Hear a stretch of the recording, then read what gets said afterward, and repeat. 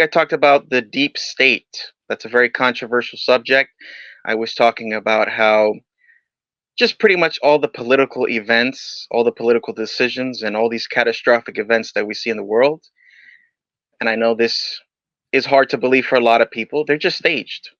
If you really Yeah. do your research, you study about how these elections are performed, it's all staged. None of this is by the people for the people. It's just something that the Antichrist is working behind the scenes about. We're talking about New World Order. So, Pastor Fannin, we're going to talk about some pretty touchy subjects now.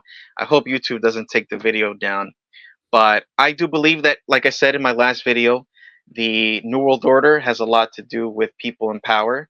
So I believe the Freemasons have a lot to do with this. Mhm. And you would agree that the Freemasons have a lot to do with political decisions, would you? Oh, absolutely. I've seen people that actually think that the religion of the end times is Freemasonry. Now, I think that the Antichrist, because he will be a Christ, that it must be Judaism as it is today, not biblical Judaism, but rabbinical Judaism, when they claim their roots back to the Pharisees of Jesus' day. Their holy book, so called unholy book, is the Babylonian Talmud. That Babylonian and Egyptian mystery religions, with there are many men that they attach to and false deities that they attach to. And they try to convince the people up and coming, be part of us.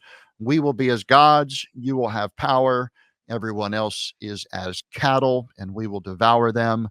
You can have what you want and do what you want, and no one can stop you. We're above the law. We control the law. So that thought of hedonism certainly is an underlying system. Within Freemasonry itself, they have multiple levels, secret side organizations, the White Knights, the Daughters of Job, the Demolay Boys. They have organizations that are specifically to train up the next generation of children to become part of these satanic secret societies. And so it ought to be an eye opener to us. But Babylonian Talmudism is, or Kabbalicism, the Kabbal, um, those books, those religious writings are held in high esteem, and they actually circumvent the regular pathway of ascension from one level to the next, and Yeah. much of Judaism will go straight to the top, and they are esteemed as 32nd, 33rd degree when you're looking at, the Blue Lodge, the York Rite, I think they're up to the 77 degree. They have their different systems, and they make you go through certain tests. And just like Jesus was tried of the devil in the desert, I think they use that same pattern, and they bring an individual in and they begin to compromise them, and they tempt them, and they try them, and they have dirt on them, if you will, so that if they ever detract, they can blackball them. That's a Freemasonic term. And that means that death is coming and we're going to cut you off, and you speak up and you die soon, or we'll take your family, that sort of thing. So they compromise people through the lust of the flesh, the lust of the eyes, the pride of life.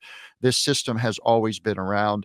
You think about even Cain, it says, where sin lieth at the door, and Satan was on the other side of that door saying, "Come on, Cain, come on in. You'll be the boss of sin." But really, sin is the boss of him.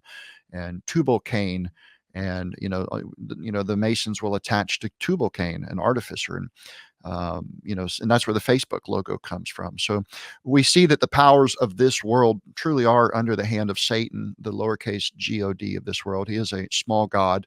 He has power on earth. He does.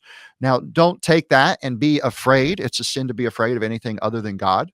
And, we don't fear those that would hurt us. We fear the Lord, the only one that can protect us. And we fear him out of love.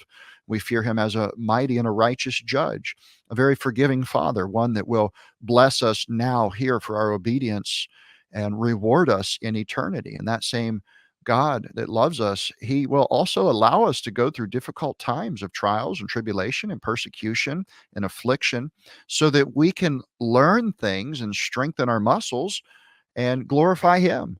And, I use that illustration of the muscle. It's, if you want more upper body strength, you got to do push-ups, and it hurts and it takes work. And that is the Christian life, where we shouldn't just sit down and check out and tune in and lobotomize ourselves watching television and all the media that the devil's pumping out, it is it is designed to entrance us, literally to put us under a spell. And it's called Yeah. program. And it is spiritual programming to change how you think, your philosophy of the world. Why it's trained to cause you to compromise on your morals and to find reasons why lying is okay and a situation worked out because you lied and it's okay for you. So this system is definitely here. It has been for a long time, and there have been uh, points and parts of history in certain locations where it was probably worse than it is now today. The hedonism and the Satanism that we see in America certainly is increasing, and people are zealous for Baal. And we need some Yeah. Christians to wake up and get on fire for God and realize that God wants to use us to pull people out of the fire. That's our job.